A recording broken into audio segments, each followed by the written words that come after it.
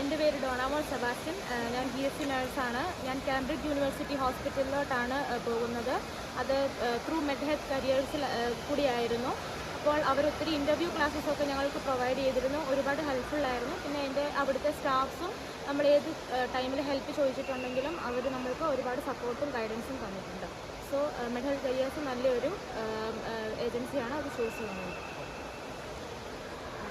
എൻ്റെ പേര് എലിസബത്ത്. ഞാൻ കാസർഗോഡ് നിന്ന് വരുന്നു. ഞാൻ പോകുന്നത് കേംബ്രിഡ്ജ് NHS ട്രസ്റ്റോടാണ്.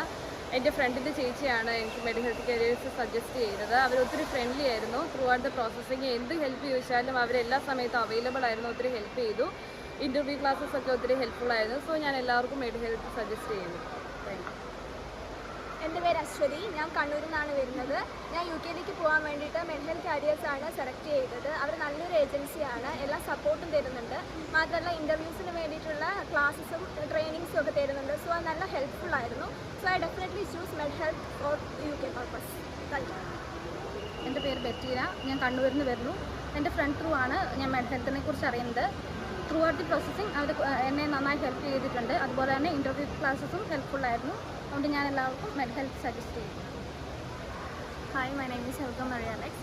ഞാൻ NHS ട്രസ്റ്റ് കാംബ്രിഡ്ജ് യൂണിവേഴ്സിറ്റി ഹോസ്പിറ്റലിലോട്ടാണ് പോകുന്നത്. ഞാൻ മെഡ് ഹെൽത്ത് ത്രൂ ആണ് എല്ലാ പ്രോസസ്സിങ്ങും ചെയ്തത്. അവർ ഇൻ്റർവ്യൂ ക്ലാസ്സസൊക്കെ നമുക്ക് തരുന്നുണ്ടായിരുന്നു. സോ അത് ഭയങ്കര ഹെൽപ്ഫുൾ ആയിരുന്നു. എന്ത് ഡൗട്ടും നമുക്ക് എന്ത് ആവശ്യം ഉണ്ടെങ്കിലും എപ്പോഴും അവർ അവൈലബിൾ ആയിരുന്നു. സോ ഞാൻ മെഡ് ഹെൽത്ത് കരിയേഴ്സ് സജസ്റ്റ് ചെയ്യും.